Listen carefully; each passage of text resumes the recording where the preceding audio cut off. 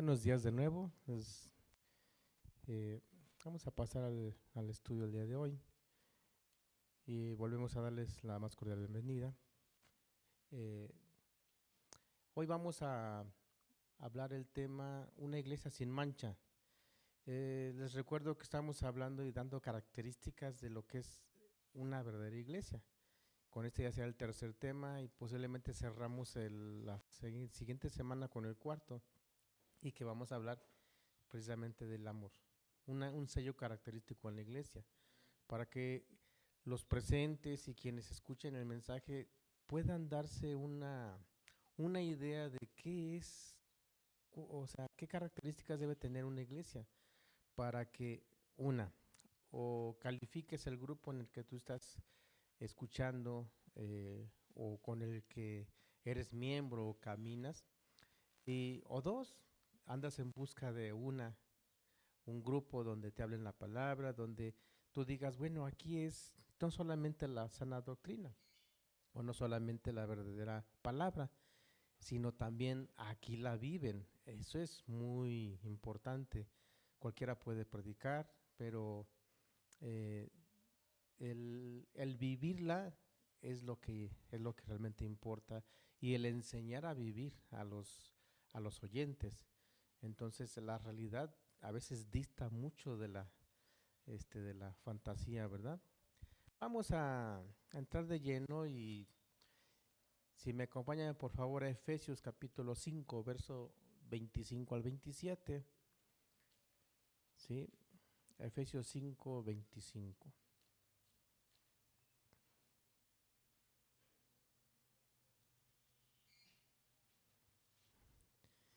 Dice así: maridos, amad a vuestras mujeres, así como Cristo amó a la iglesia y se entregó a sí mismo por ella, para santificarla, habiéndola purificado en el lavamiento del agua por la palabra, a fin de presentársela a sí mismo una iglesia gloriosa, que no tuviese mancha ni arruga ni cosa semejante, sino que fuese santa y sin mancha. Nos centramos en el verso 27. Dice, a fin de presentársela a sí mismo una iglesia gloriosa, que no tuviese mancha ni arruga ni cosa semejante, que fuese santa y sin mancha. Santa y sin mancha. Si nos hacemos la pregunta obligada el día de hoy, ¿has visto una iglesia así? ¿Has visto que en una iglesia se viva esto? Que Cristo esté santificándola, esté purificándola por el lavamiento de la palabra. ¿Qué significa? Que cuando se predica el evangelio correcto en una iglesia, en un grupo, y lo viven, constantemente se está lavando, se está purificando. Pero no solamente eso, sino que Dios, en este caso Cristo, que es Dios, con su agrado hacia ese grupo de personas que han decidido dejar su vida, su vana manera de vivir, su estilo de vida pecaminoso, y ahora lo orientan hacia agradar a Dios, obvio que se han arrepentido y han dejado atrás el pecado. Ahora Cristo, eh, Él está interesado en santificar esa iglesia, ¿sí?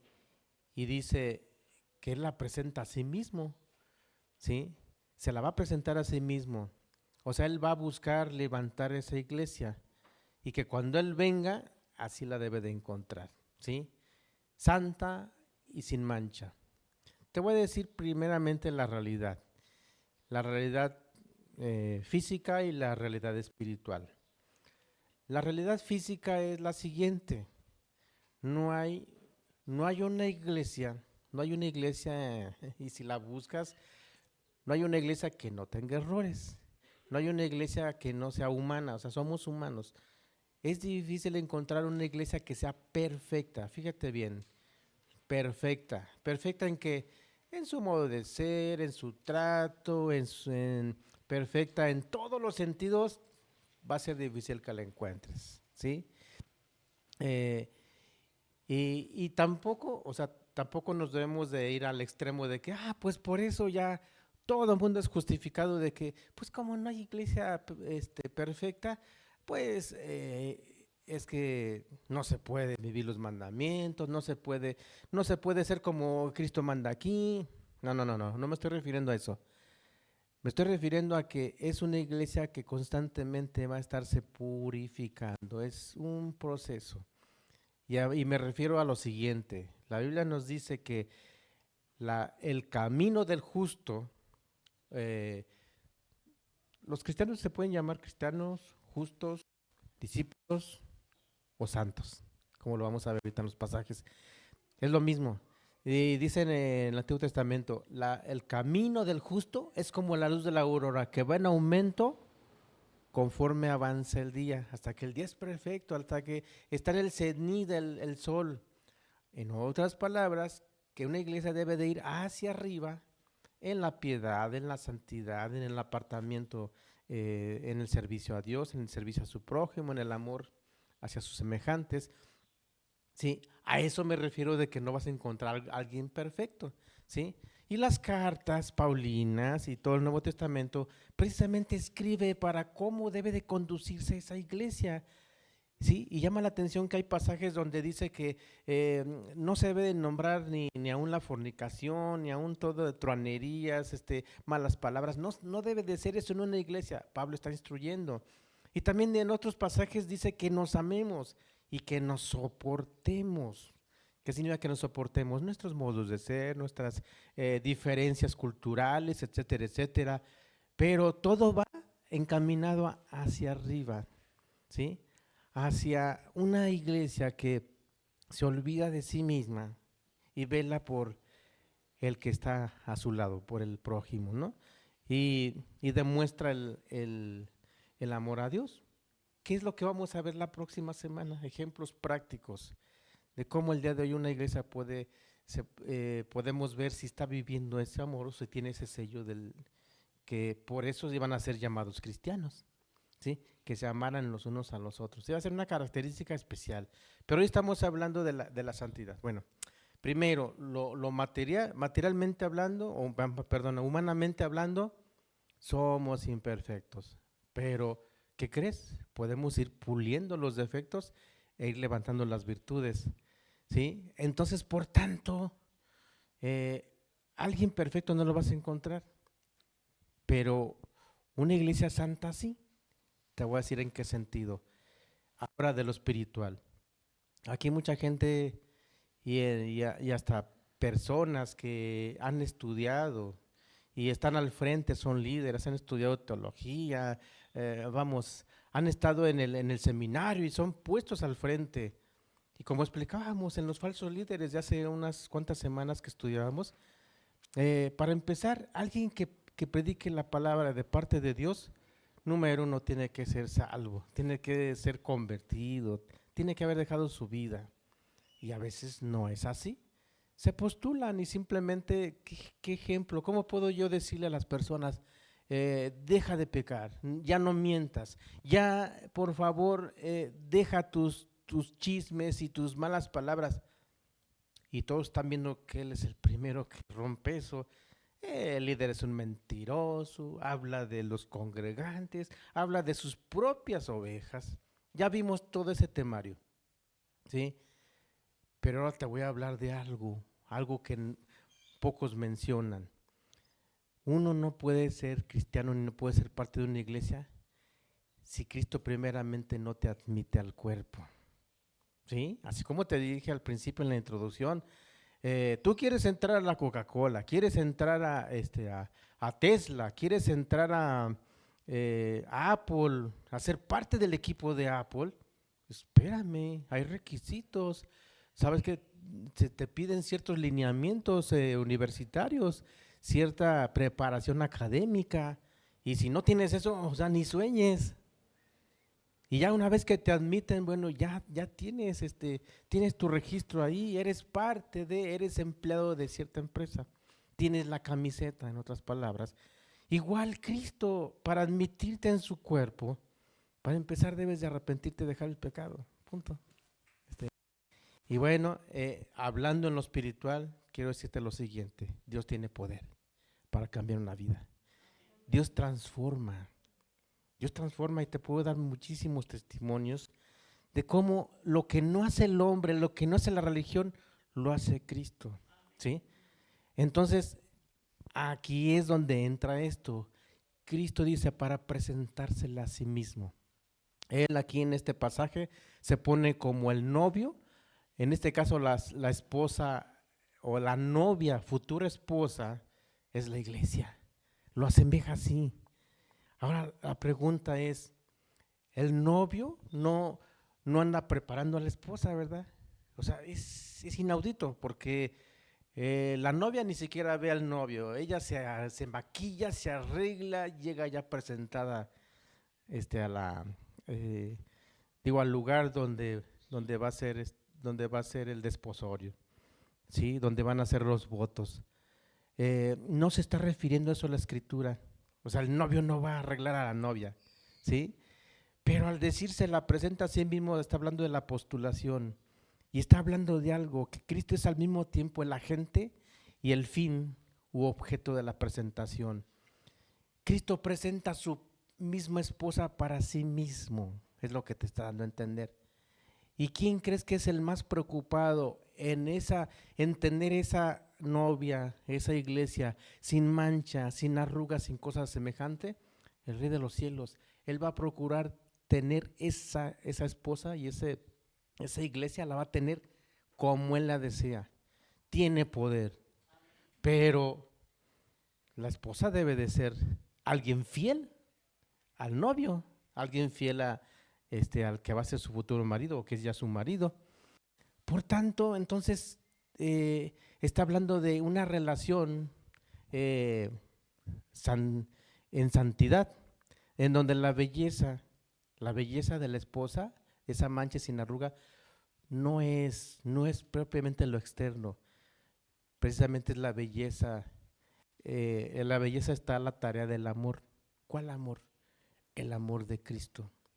Fíjate bien, el amor del novio, porque está presentando, está ejemplificando que a maridos, amad a sus mujeres, como Cristo la amó dando su vida por la iglesia.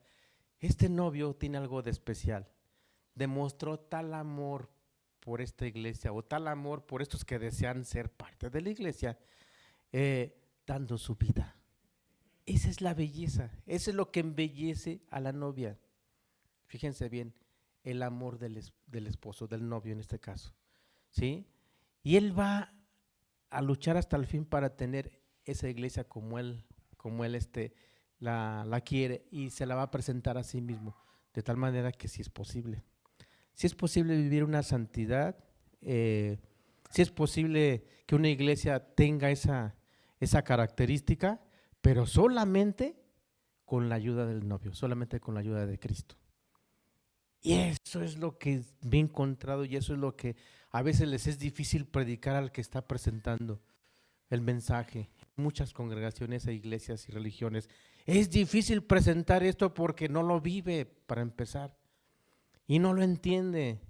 Es difícil decirle a la gente, miren, es posible el día de hoy caminar con Dios, es posible dejar el pecado en un día todos. ¿Qué pasa con la gente? No puedo dejar el vicio, no puedo dejar el alcohol, no puedo, es que ya le eché ganas, ya un mes me aguanté, ya, pero vuelves a caer. No puede ser libre. ¿Y qué dijo Cristo? El que hace pecado, esclavo es del pecado, le obedece, se arrastra, lo tiene encadenado, pero yo he venido para hacerlos libres. ¿Tiene poder? El detalle es que si las religiones llevaran a la gente, las llevaran a creer eso y a seguir los requisitos que pide Cristo para ser de Cristo, mis amados, otra cosa sería. Pero es el punto. Simplemente los enseñan a moralizarse nada más un poco. Como te daba el ejemplo de la persona que decía, yo soy cristiano.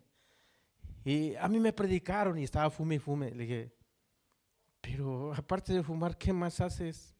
Si guarda los mandamientos, no se puede, no se puede. 10 mandamientos no puedes. No, es que ¿quién los hace? ¿Quién los ha podido hacer? Bueno, yo no quiero presumirte ni quién soy yo, nadie soy. Pero Fue lo primero que uno deja cuando Dios te da el perdón de pecados, cuando te transforma. Lo primero que dejas es el pecado. Es más, ya ni siquiera estás pensando en guardar los 10 mandamientos, ni 11, ni 20. No quieres pecar.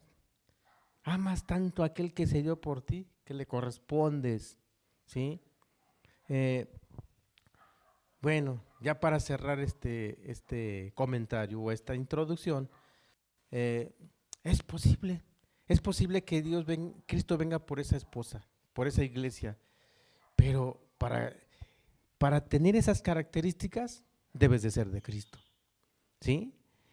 Y no hay un lugar, no hay algo exclusivo. Cada religión dice, nosotros somos la verdad, nosotros, Cristo va a venir por nosotros. Oigan, Cristo va a venir por una iglesia, por mí, y el otro dice por mí, y ve cómo viven, su vida no está alineada a la voluntad de Cristo. ¿Cómo es posible que haya tal engaño? ¿Sí? Pero si realmente sí existe una iglesia diseminada, pues yo no digo, somos los únicos aquí. No, Dios, como dijo Cristo, desde las piedras puedo sacar hijos de Abraham. Así lo dijo Cristo, desde las piedras. Los judíos se sentían exclusivos, nosotros, nada más nosotros somos el pueblo de Dios. Pues se confiaron tanto, y ahorita lo vamos a ver, se confiaron tanto que le dieron la espalda al novio, al esposo, al Redentor, al Creador. Esperemos que este mensaje te pueda dar luz y puedas entender que es posible que tú seas parte de esta iglesia. Sin mancha, sin arruga. Juan Weller interpretó lo siguiente de este pasaje. Dice, está dando a entender aquí que sin ninguna impureza de cualquier pecado. ¿Sí? Veamos primera característica. La característica principal de la iglesia era que vivían en santidad. Vayamos a Efesios capítulo 1, verso 1. Ahí mismo Efesios 1:1.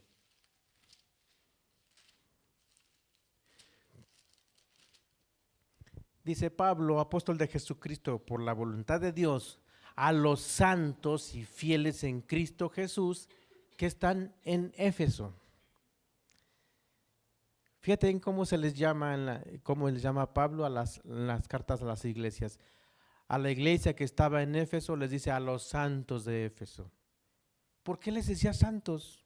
No les iba a etiquetar algo así si no lo fueran, porque vivían amando a Cristo y se habían alejado de su vida pecaminosa, ¿sí? Y Éfeso, te digo algo, ahí está la historia de Éfeso. En Éfeso era donde más hechicería e idolatría había. Es como aquí en México. Aquí estamos llenos de idolatría y de hechicería, ¿verdad?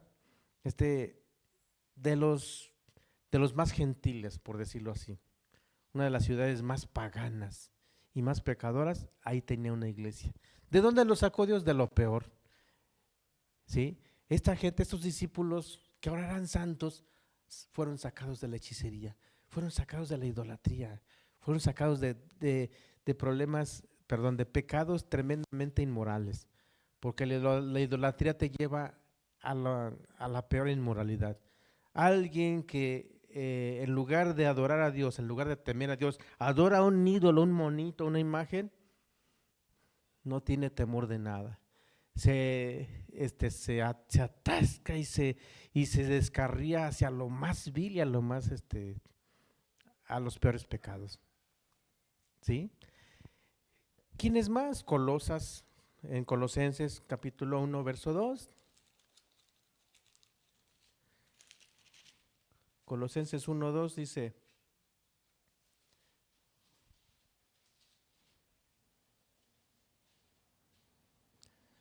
dice, a los santos y fieles hermanos en Cristo que están en Colosas, gracia y paz sean a vosotros, de Dios nuestro Padre y del Señor Jesucristo.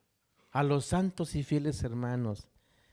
Y mira, hay muchísimos pasajes, también en la carta a los romanos se refiere a como santos llamados, en la iglesia de los Corintios, en los mismos hechos de los apóstoles hay varias pasajes donde se dirigen a la iglesia como alguien que está viviendo la santidad, alguien que son discípulos santos, ¿sí?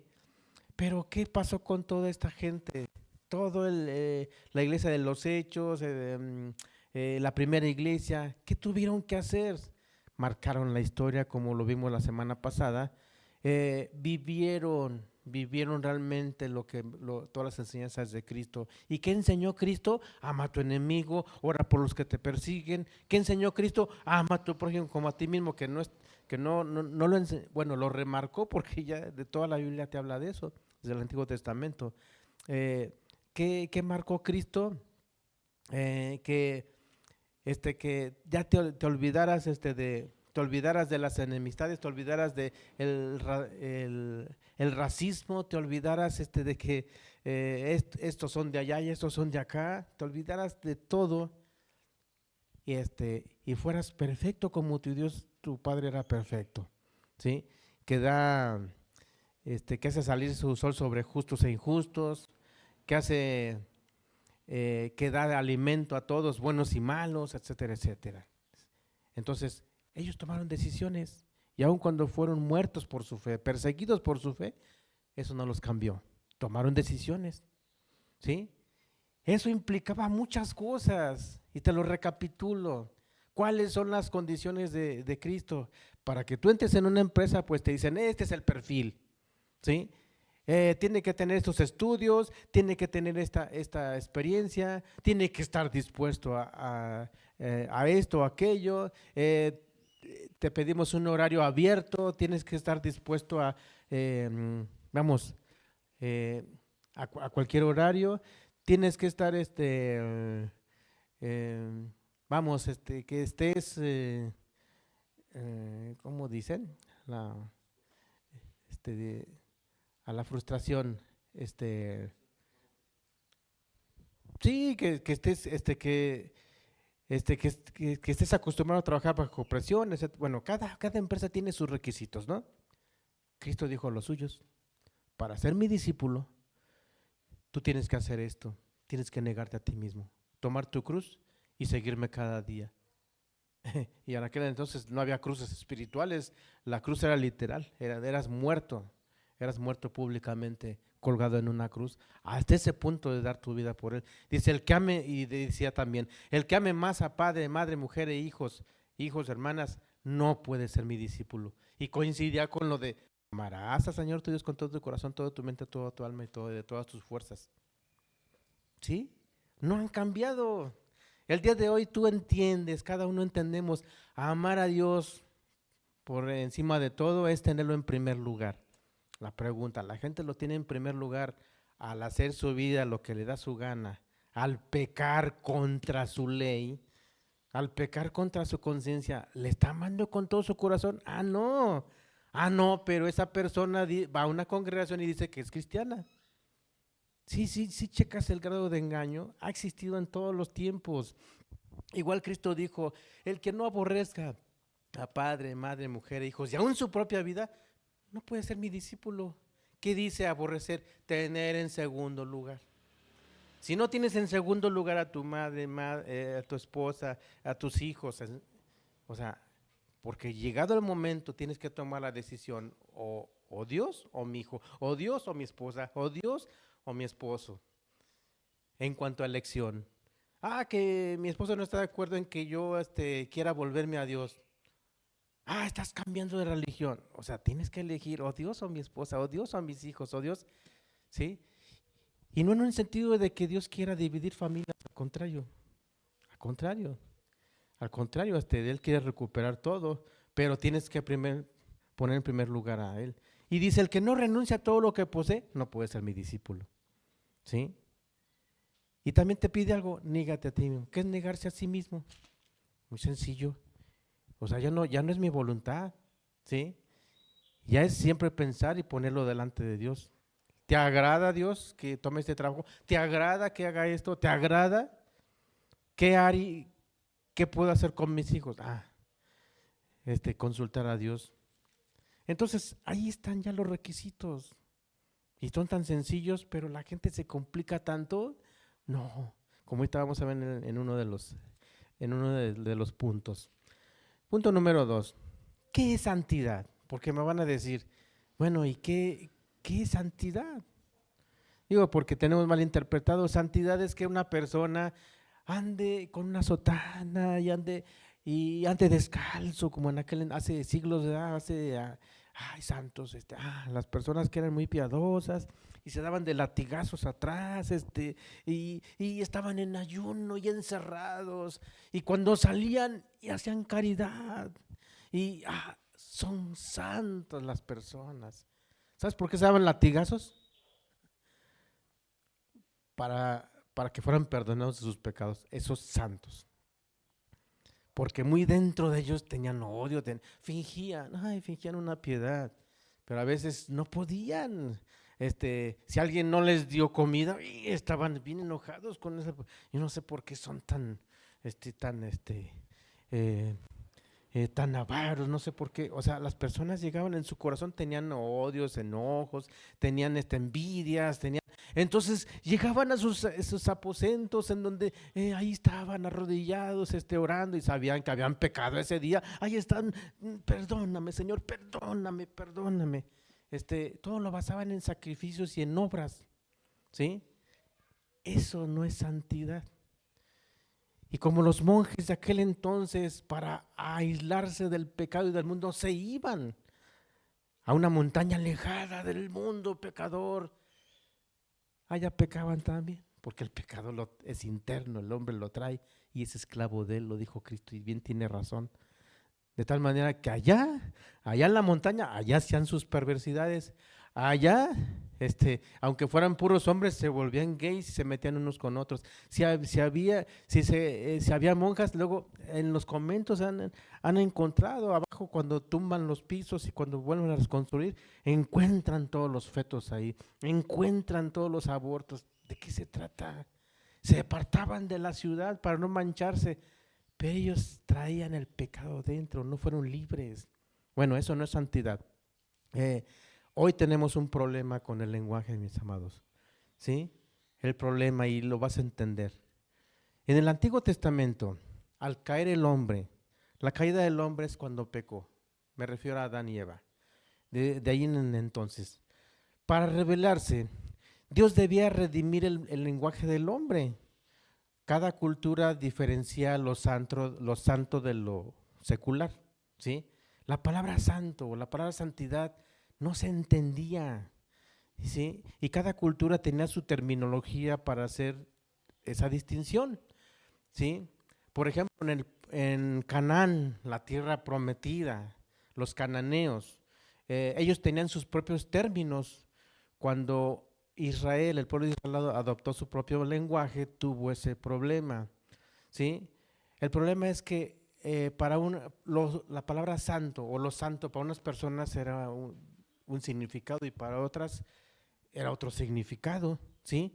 Por ejemplo, en Canaán, ellos tenían cultos idolátricos, tenían templos también, pero, por ejemplo, la sacerdotisa del templo, ¿cuál crees que era su sacrificio santo hacia un dios, o hacia una estatua? Pues que se prostituía allí en el templo, ¿sí? Entonces ella era considerada una mujer santa para todo el pueblo de los cananeos. Imagínate una mujer santa prostituyéndose en el templo. Y en aquel entonces el sacerdote era homosexual y así ofrecía el culto a Dios y era catalogado como un hombre santo también. Entonces no se entendía realmente, para ellos esa era la palabra santidad, pureza moral, en otras palabras. Y tuvieron problemas para incluso escribir el Antiguo Testamento. Solo Jehová y lo asociado con él amerita tal descripción de la palabra santidad, ¿sí? Y entonces tuvieron que buscar una palabra para definir qué era santidad, que fue la palabra kadosh, que era separado para el servicio de Dios, ¿sí? En los escritores del Nuevo Testamento tuvieron el mismo problema similar. Tuvieron 5 palabras para escoger cuál era la palabra santo, ¿sí? Tenían 5. hieros, osios, semnios, agios y agnos, ¿sí? Todos ellos, sin embargo, estaban relacionados, todas estas palabras, con dioses paganos. Para ellos era la santidad. Santidad era servir a un dios, ¿sí?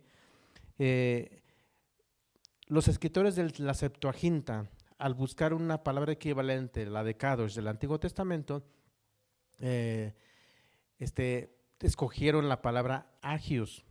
Ese era el término menos utilizado de las 5 palabras griegas que te acabo de mencionar.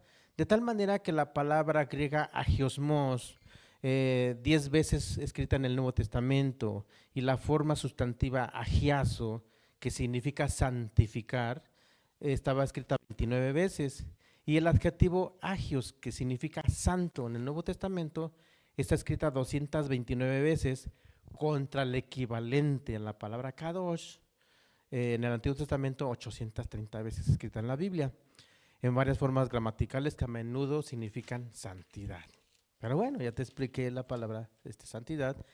Significa lo siguiente: separado, separado para el servicio de alguien, en este caso de Dios, ¿sí?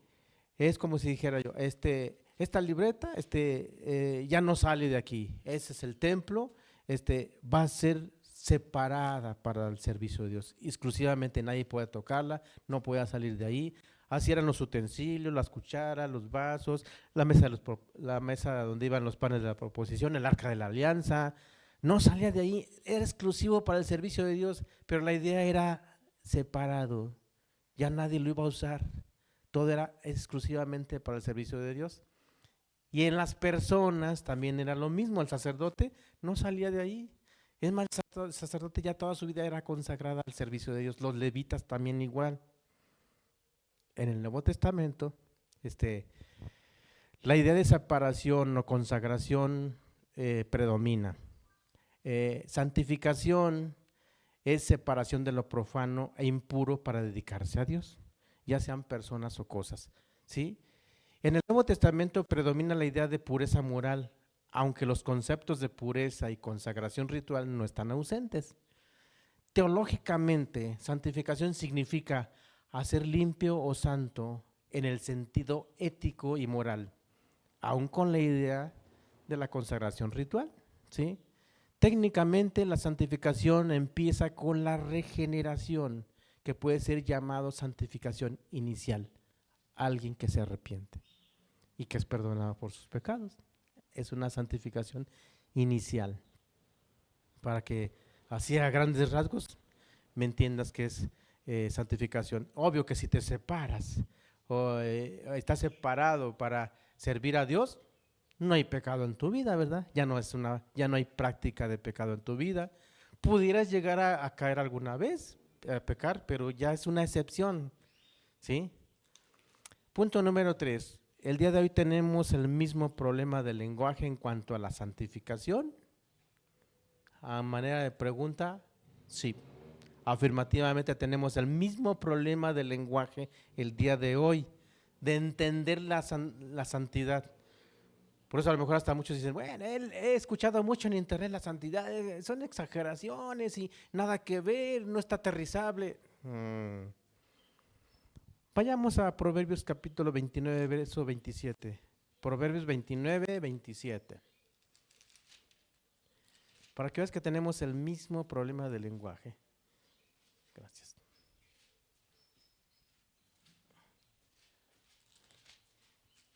Dice así: abominación es a los justos el hombre inicuo, y abominación es al impío el de caminos rectos. ¿Sabes qué está dando a entender? El que hace lo bueno y el que ya no peca, ya no anda en las fiestas, ya no anda en el vicio, ya se comporta. El que hace lo contrario dice, está mal, menos que santurrón. Mira nomás, qué hipócrita, como a mí me dijeron la vez que cuando yo me volví de mi mal camino y me arrepentí, me decían, eres un hipócrita. ¿Por qué? ¿Por qué soy hipócrita? Pues porque antes andabas con nosotros y te emborrachabas y andabas haciendo esto y aquello y ahora muy santo. A ver, yo te pregunto, ¿me has visto igual? Sí, te reconozco, anduve como tú. Y creo que te rebasé. Es más, estuve peor. ¿Pero me has visto hoy? No, no. Por eso decimos que es hipócrita, porque ya no lo haces. Ah, caray. Fíjate bien, ¿eh? O sea, es increíble. O sea que no, o sea que tú no puedes, si tú eres algo, no puedes cambiar. ¿Vas a ser así siempre hasta que te mueras? Entonces, ¿cómo aplauden a los que se regeneran de un vicio? Ah, no, es un ejemplo. ¿Por qué el pecado no se trata igual? Y así, nos, cuando tú no eres vicioso, no te drogas, o cuando tú no estás tirado ahí vomitado en la esquina, o sea, tú dices, ¿de qué se trata? Eso es una bajeza, eso es perder la dignidad. O sea, para ti eso es repugnante. Ver una persona que está en la suciedad, ver una persona que se degrada moralmente y que tú eres limpia, moralmente hablando, pues es abominable, ¿no? O sea, vamos, no te agrada eso. O sea, rechazas eso. Es lo mismo hacia el otro. El otro que está atascado en el pecado, que está atascado en el vicio, ve como alguien mal al que no hace lo mismo. El que hace lo bueno, el malo no lo puede ver. Lo que hace el malo, el bueno tampoco.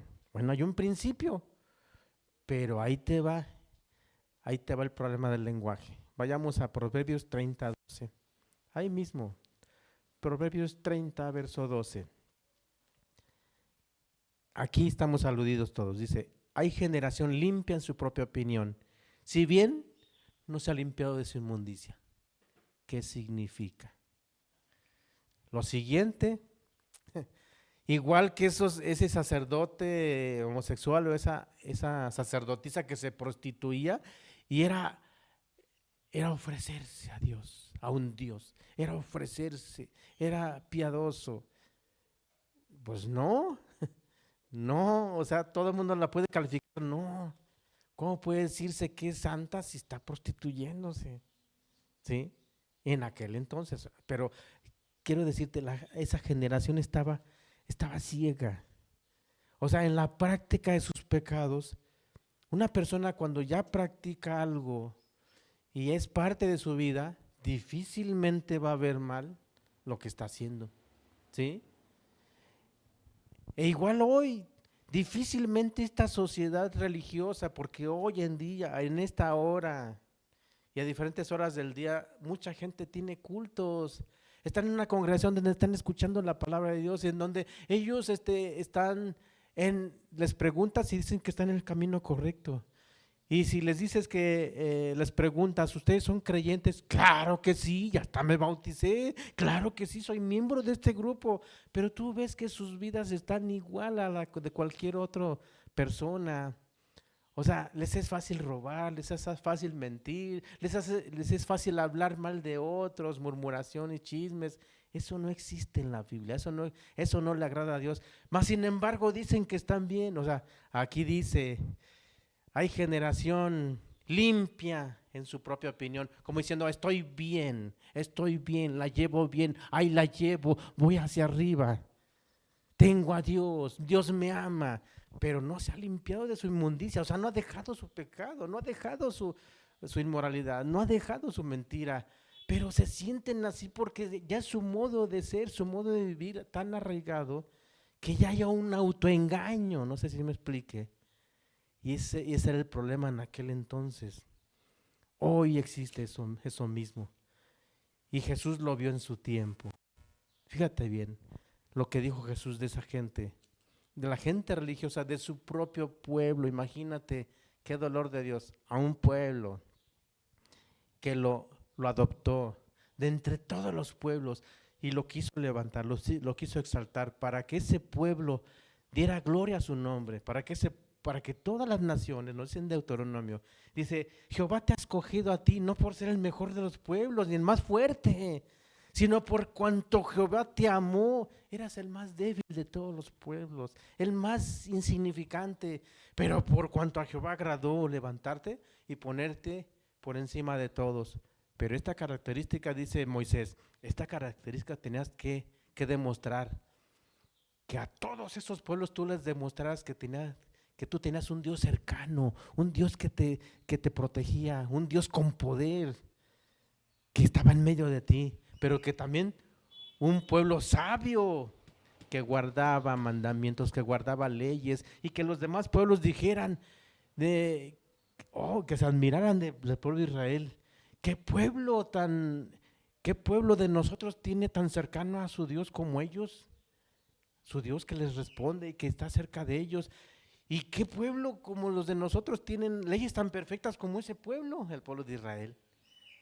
Que por cuanto obedecían y guardaban. Pero ¿qué crees? Luego el pueblo de Israel, Dios les decía, guárdense, serán un pueblo santo, un pueblo apartado, consagrado para mí. No se enreden con las costumbres de los demás pueblos, no se prostituyan tras los ídolos.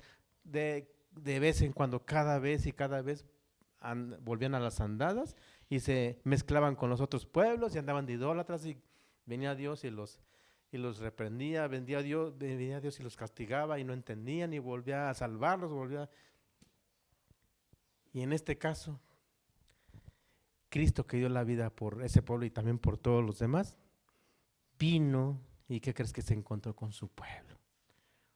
Un pueblo que decía estar bien, pero que se había olvidado ya guardaba la ley, pero ya no guardaban su corazón, ya no les importaba ni el amor a Dios ni la justicia hacia su prójimo.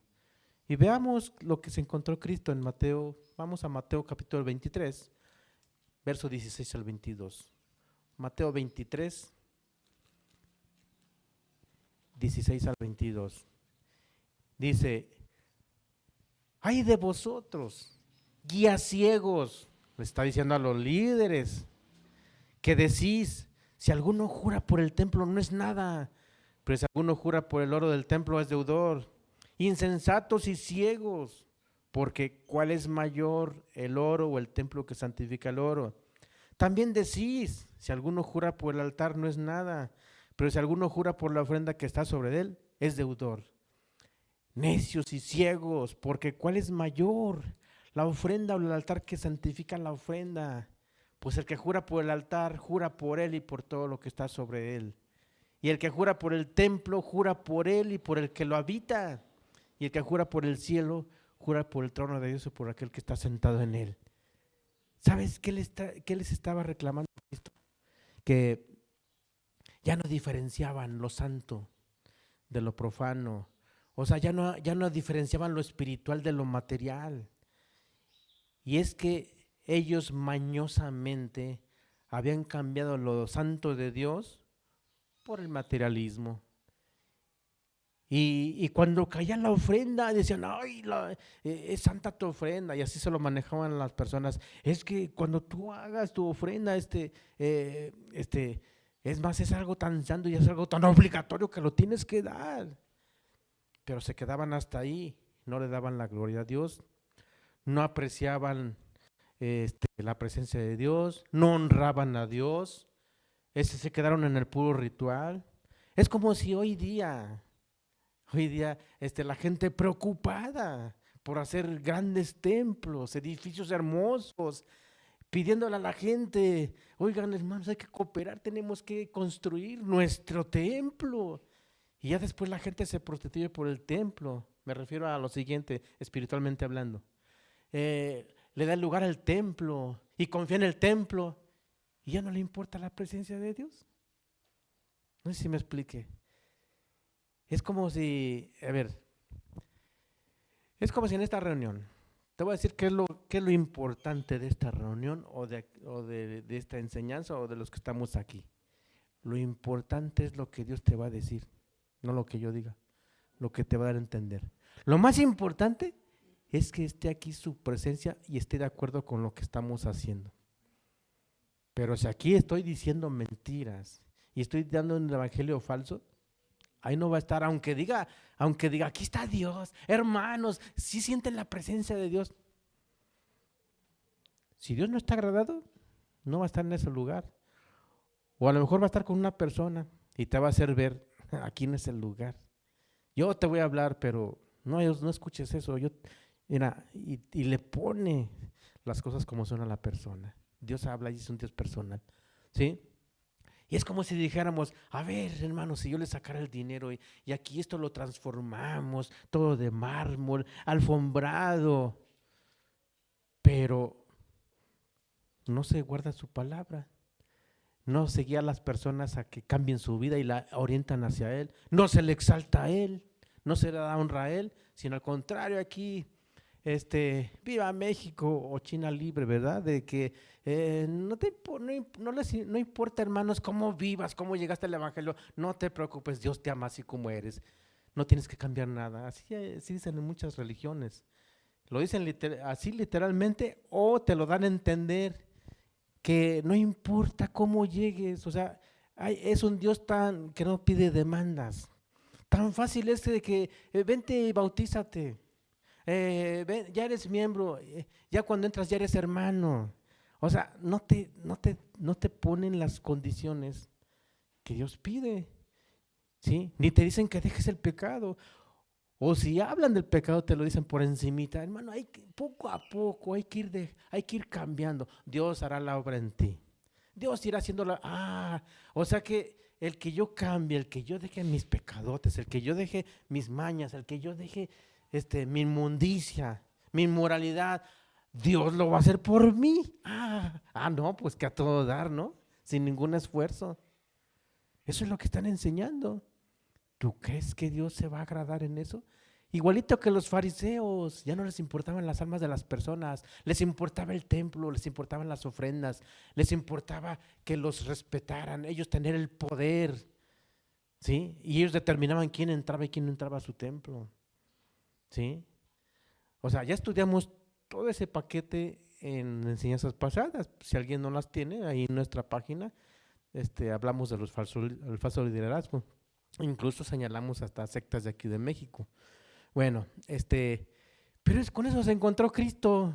¿Cómo que es más importante el oro que el altar que santifica el oro?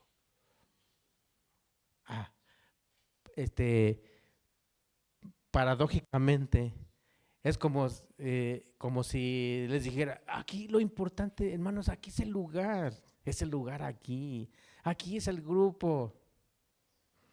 No, es más, hoy estamos aquí y a lo mejor mañana no estamos en un baldío y ya no tenemos lugar, pero en ese baldío donde vayamos y donde haya el corazón y donde haya la voluntad de seguir a Dios, ahí va a estar Dios, ¿sí? No importa que esto esté el piso cubierto de oro, no importa, a Dios no le importan los materiales, a Dios le importa que valoren su presencia y que se le obedezca, ¿sí? Entonces, en aquel entonces Cristo les estaba diciendo, ¿cómo es posible que si juras por el templo, eres deudor, pero si juras por Dios, no, espérame. O sea, ya habían distorsionado el lenguaje, ya habían distorsionado todo eso. Tan así que si Cristo les hablaba con la escritura, pues ellos tenían que estar de acuerdo, ¿no? Porque ellos se basaban en la escritura. Y curiosamente cuando les remarcaba la escritura en donde salían ellos salpicados, se enojaban. Veamos otro pasaje en Lucas 4, verso 18 y 19. Lucas 4, 18 y 19.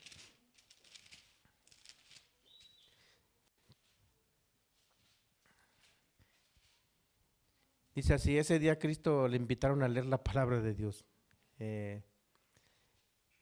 Y esto leyó, el Espíritu del Señor está sobre mí, por cuanto me ha ungido para dar buenas nuevas a los pobres, me ha enviado a sanar a los quebrantados de corazón, a pregonar libertad a los cautivos y vista a los ciegos, a poner en libertad a los oprimidos, a predicar el año agradable del Señor. Y después de que dice ahí el pasaje, lo puedes tú leer, después de que cerró el libro, ahí en el verso 21 dice, esta palabra se ha cumplido delante de vuestros ojos. ¿Sabes qué les dijo Cristo? Esta palabra era mía. Isaías predicó, Isaías profetizó de este día de mí. Se enojaron, se molestaron. Y tú puedes ver en ese capítulo, que lo puedes leer todo, y que hasta quisieron despeñarlo, aventarlo a un precipicio, a un barranco. ¿Cuál fue el problema? Les dijo Cristo lo siguiente: es que esto es lo que se debe de vivir y ustedes no lo están viviendo. Dices más, Dios, el Señor, o sea, mi Padre, me tuvo que ungir a mí para hacer esto que ustedes no han hecho. Por cuanto me ha ungido para dar buenas nuevas a los pobres, darles buenas noticias, darles esperanza.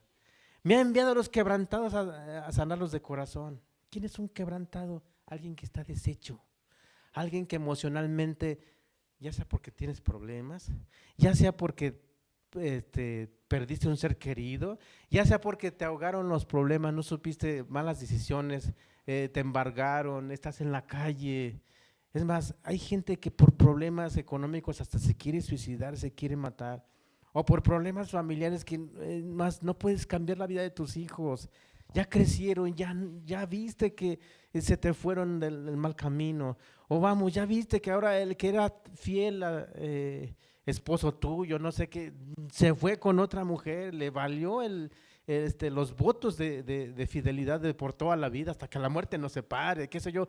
Dime tú, ¿qué persona no está quebrantada? ¿Qué persona no ha estado desanimada? ¿No ha caído en depresión?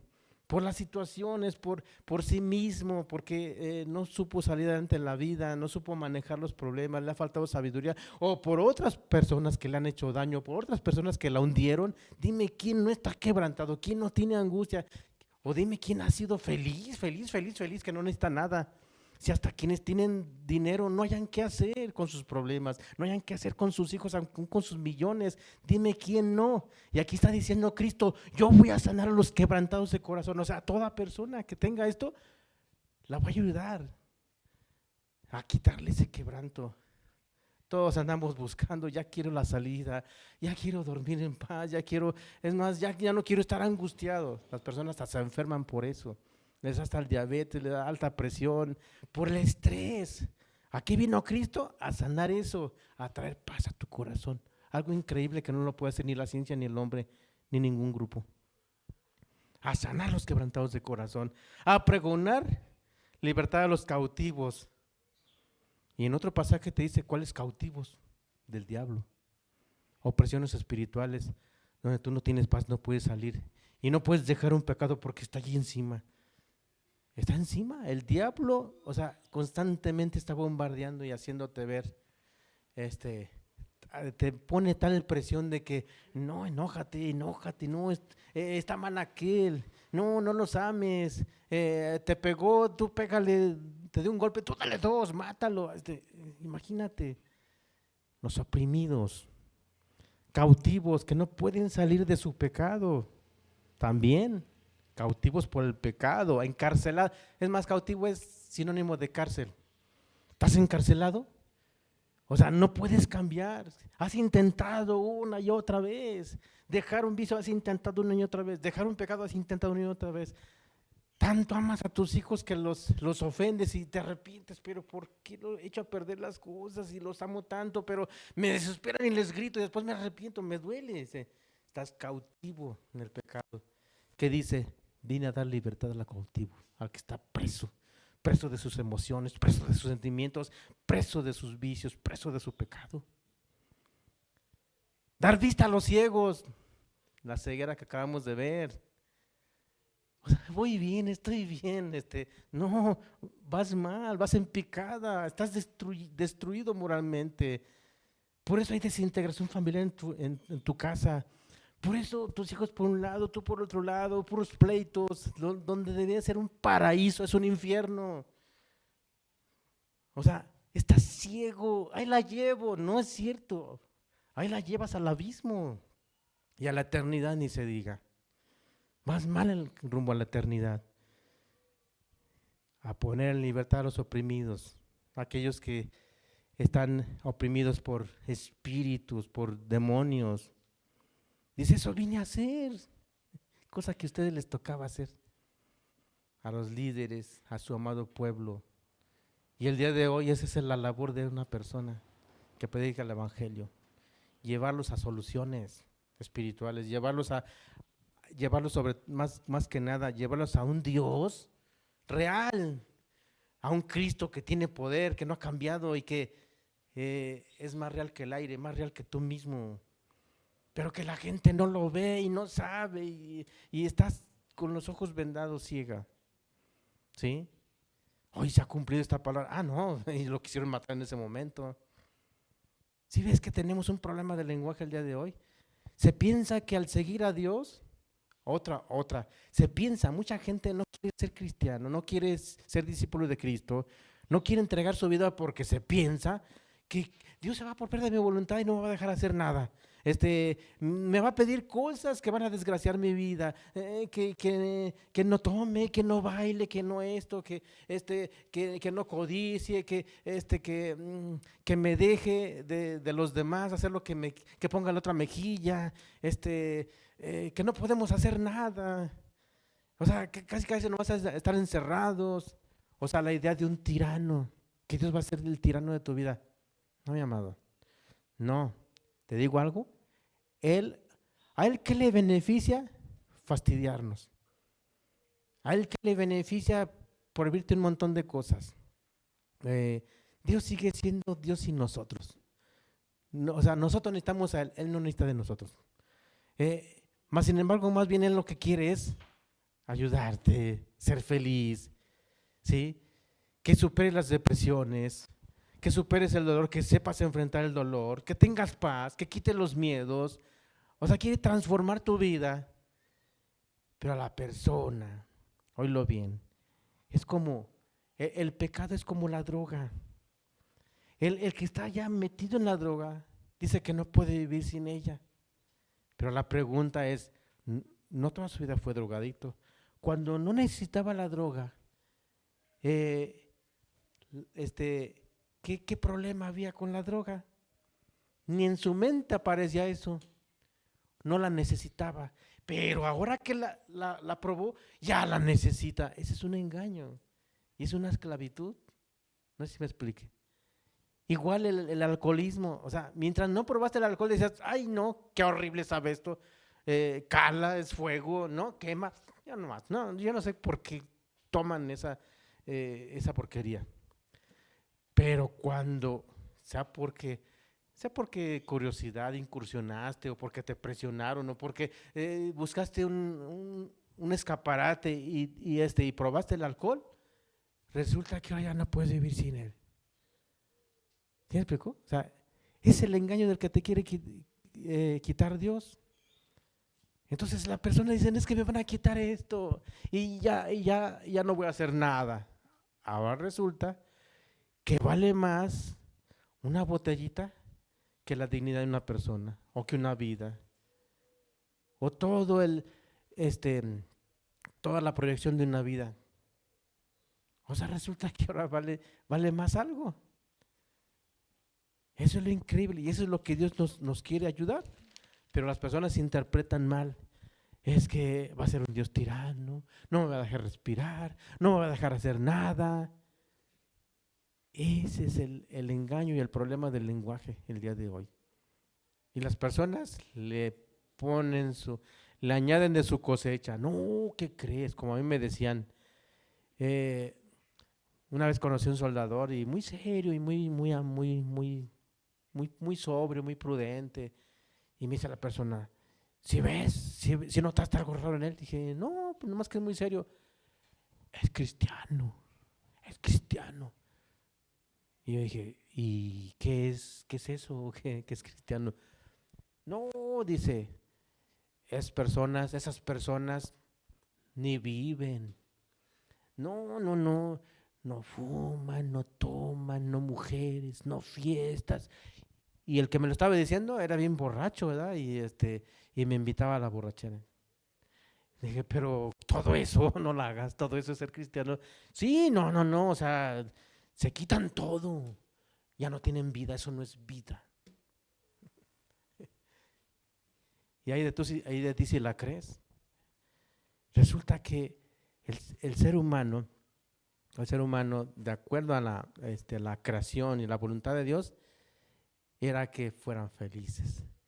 Era que se le dijo a Adán, todo puedes comer. Es más, enseñoríen sobre los peces, los mares, sobre los animales, las bestias, sobre el campo. Enseñoríen, todo te es entregado. Puedes tomar lo que quieras. Por ejemplo, en el huerto de Edén, puedes comer lo que quieras de todo. Y es más, tú vas a mandar sobre los animales. O sea, tú eres la corona de la creación, en otras palabras. Tú eres el que manda aquí. Imagínate tener tierras, frutas, animales, o sea, todo tuyo. Nada más de este árbol no comas. Tan fácil, ¿sí? Y es lo mismo hoy, es lo mismo. O sea, todo, de todo, es más, estás en la vida. Dios, si estamos aquí en la vida, este, podemos hacer muchísimas cosas. Podemos comer muchísimas cosas, beber muchísimas cosas. Podemos divertirnos muchísimo. Nada más el enfoque es otro. El enfoque es otro. ¿Sí? Y las personas han malinterpretado. Divertirme es estar embrutecido ahí, tirado ahí en el rincón. Embrutecido es estar ahí encerrado y que no salgas para nada, ahí inyectándote drogas. Diversión es, vete allá a la prostitución y pégate una enfermedad y muérete de SIDA. Felicidad es, no sé, mal enfocado, mal enfocado. Como yo le decía a una persona en aquel entonces, ya para cerrar el ejemplo, ándale, toma, ándale. Oh, sabe feo, yo no sé cómo le hayas a eso. Y estaba ahí, es que vive la vida. No, sí, vivo la vida, mira nomás, tostadas, mariscos, baile. Y tú que ahí tira, ahí en la mesa, eh, ven a vivir la vida. Y luego ya me lo encontré en el baño ahí todo vomitado. Le dije, qué asqueroso. Le dije, ¿eso es lo que dices que es vida? Discúlpame, no. Perdóname, pero eso no la creo. O sea, yo reprendí esa vida y no era cristiano. Yo decía, eso es vida. Qué tremendo. El ser humano se embota y se ciega. Finalmente, el punto final, Jesús llamó a una santidad. Si tú piensas que Jesús no marcó el pecado, sí lo marcó. Y a su iglesia pidió vivir esa santidad. De hecho, todo esto que de los evangelios lo vivió la primera iglesia. Y lo debe vivir el día de hoy, la iglesia de hoy, la verdadera. Vayamos a Juan 5:14. Evangelio de Juan capítulo 5, verso 14. Dice, después le halló Jesús en el templo y le dijo, mira, has sanado, no peques más para que no te venga alguna cosa peor. Este pasaje tan sencillito dice mucho. Una persona que era paralítica de hacía 38 años arrastrándose su vida durante, imagínate, qué miseria, arrastrándose toda su vida por 38 años, mendigando, no podía valerse por sí misma. Y andaba en la tierra, no crees que era pavimento. Era tremenda la vida. Y dice, vete y no peques más. Ya fuiste sanado, vete y no peques más. No sea que alguna cosa peor te suceda. No más faltó decirle a Cristo, vuelves a pecar y te van a venir consecuencias peores. ¿Sabías tú que las personas el día de hoy, por estar destruidas y porque les va tan mal, y porque no son felices, y porque tienen muchísimos problemas que no saben resolver, muchísimas desgracias, ¿sabías tú que la causa principal es su pecado? Entre más pecan, más infelices son y más desgracias traen a su vida. Esto fue lo que le dijo Cristo al no peques, no peques. Ahorita que ya, es más, ahora ya tienes pies y ahora ya puedes disfrutar tu vida, ya no peques, no peques más. La idea es de que el hombre, pues sí, sí pecaba. Fíjate bien, lisiado y todo pecaba. ¿Qué más? Vayamos a otro pasaje, en Juan 8, Juan 8, 7 al 11. Dice así, y como insistieran en preguntarle, él se enderezó y les dijo, el que de vosotros esté sin pecado es el primero en arrojar la piedra contra ella. E inclinándose de nuevo hacia el suelo, siguió escribiendo en tierra. Pero ellos, al oír esto, acusados por su conciencia, salían uno a uno, comenzando desde los más viejos hasta los postreros. Y quedó solo Jesús y la mujer que estaba en medio. Enderezándose Jesús y no viendo a nadie sino a la mujer, le dijo, mujer, ¿dónde estaban los que te acusaban? ¿Ninguno te condenó? Ella dijo, ninguno, Señor. Entonces Jesús les dijo, ni yo te condeno, vete y no peques más. ¿Sí? En el contexto se llama la mujer adúltera. ¿Quiénes crees que le presentaron a Jesús esa mujer hallada en pleno acto del adulterio? Aquí dice que los fariseos, dice, y los escribas, líderes del pueblo judío, que enseñaban a la gente a no pecar, que enseñaban a la gente el camino a Dios, que enseñaban a la gente a amar a su prójimo, que enseñaban a la gente la consagración y la santidad a Dios, que le enseñaban a la gente el camino al cielo, que le enseñaban a la gente cómo agradar a un Dios santo. Y presentaron a esta mujer, mira, en la ley de Moisés dice que tales mujeres deben morir apedreadas. ¿Tú qué dices? Y Jesús no les hacía caso. Como no le hicieran caso, volvieron a insistirle. Y Jesús les dice, el que esté libre de culpa, o sea, muy buenos para ser jueces, ¿verdad? Para decir, este peca, esta es una pecadora. El que esté libre de culpa, o sea, el que esté libre de pecado, lance la primera piedra. Y llama la atención que nadie, todos se fueron. A ver, pon atención, mi amado. Ahí había líderes que predicaban domingo a domingo y entre semana, que enseñaban al pueblo dejar el pecado. Acusados por su conciencia se fueron. Vivía en ese entonces la santidad del pueblo de Dios. Los líderes que eran el ejemplo a seguir moralmente no pecaban. La conciencia les acusó. Increíblemente esa gente estaba engañada, sintiéndose los más santos, la mejor religión de aquel entonces. A ver, los judíos, la mejor religión que jamás a nadie ha conocido, no vivían en santidad. O sea, todo quedó en rituales, ¿sí? A lo mejor sí había una moralidad, sí había una apariencia. Y Cristo lo dijo, sepulcros blanqueados, sí, tienen una buena apariencia, muy piadosos, se cuidaban de la gente. Pero Dios sabía que su corazón estaba podrido, había envidias, había odios, había malos pensamientos, codiciaban a la mujer de su prójimo, eran lasciviosos. El problema era el interior, ¿sí? Igual que los monjes que te explicaba. Entonces, a ver, ninguno era santo ese día, ninguno era justo. Y eso nos lleva a una reflexión el día de hoy. ¿Quién es santo el día de hoy?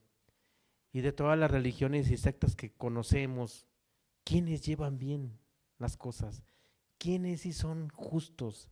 ¿Quiénes sí están libres de pecado que puedan lanzar la primera piedra y nos puedan juzgar a ti y a mí? Creo que se va cerrando, ¿verdad? Y se van acabando las posibilidades. Entonces, a los discípulos se les llamaba santos. Esa iglesia dio un contraste enorme.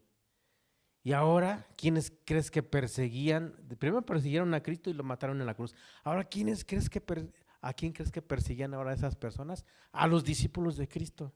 por vivir esa vida contraria a como ellos la vivían, que ellos también estaban, obligados a vivir ese camino recto.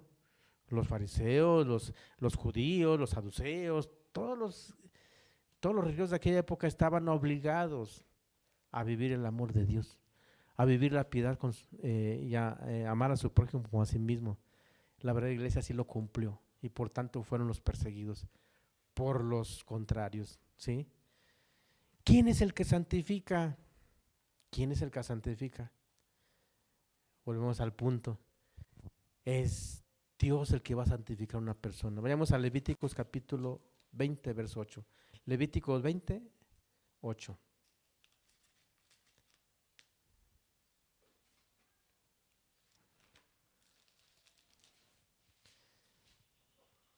Dice, y guardad mis estatutos y ponedlos por obra.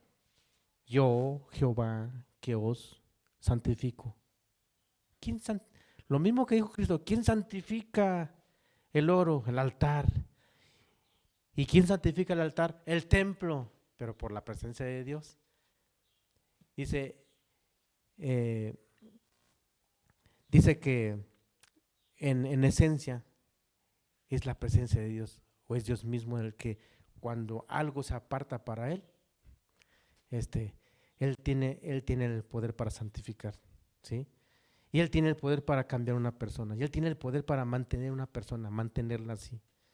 Claro que la persona pone de su parte, ¿sí?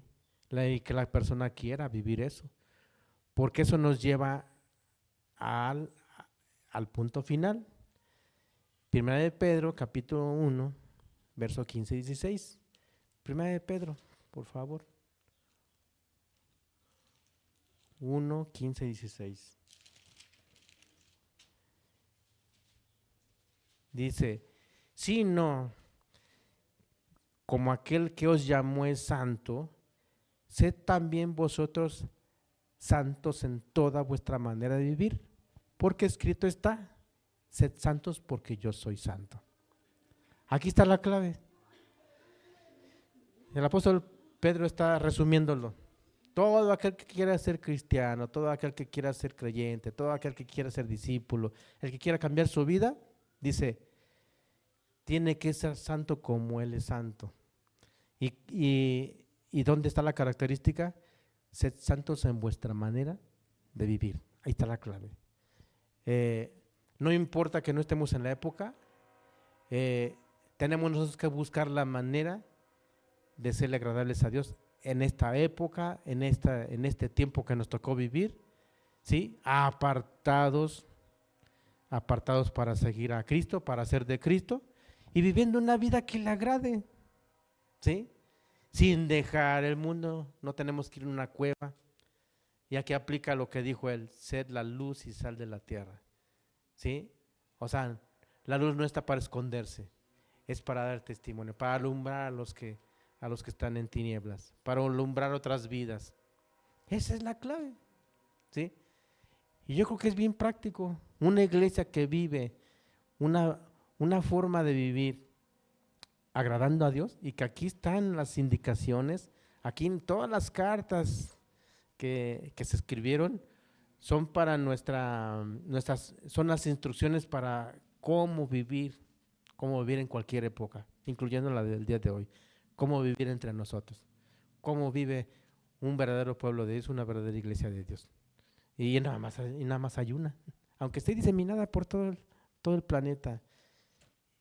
Y pues esa es la conclusión.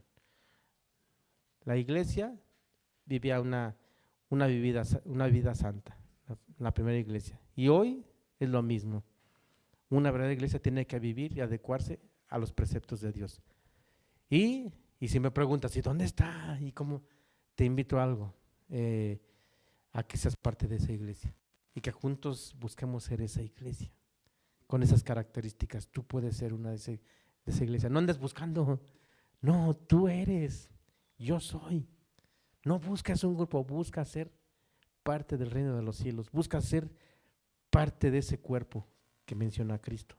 Y estaremos analizando como objetivo cómo lograrlo. Y la semana que viene cerramos con el amor. Si no hay, fíjate bien, para que haya santidad debe de haber amor. Y si no hay amor, no hay santidad. Si no hay santidad, no hay amor. Lo vamos a ver la siguiente semana. Y que es algo de lo que adolece el mundo religioso de esta época. Como veíamos en los mensajes pasados, las religiones, en lugar de llevar a Dios, han alejado de Dios. En lugar de integrar, ayudar, sanar las vidas de las ovejas, han abusado de las ovejas, han abusado y han hecho más daño que bien. Y eso no es iglesia. La verdadera iglesia, tú te vas a dar cuenta que nada que ver con eso. Y es más, si va a ser antojable, yo quiero pertenecer a un grupo así. ¿Sí? Pero sobre todo, un grupo donde por esas características está Dios con ese grupo. Eso es lo primordial. A ver, es Dios. La importancia aquí es Dios que esté sobre una persona, que viva en una persona, que viva en un grupo. Amén. Entonces, estamos despedidos, que Dios les bendiga, nos vemos para un próximo mensaje. Buenas tardes.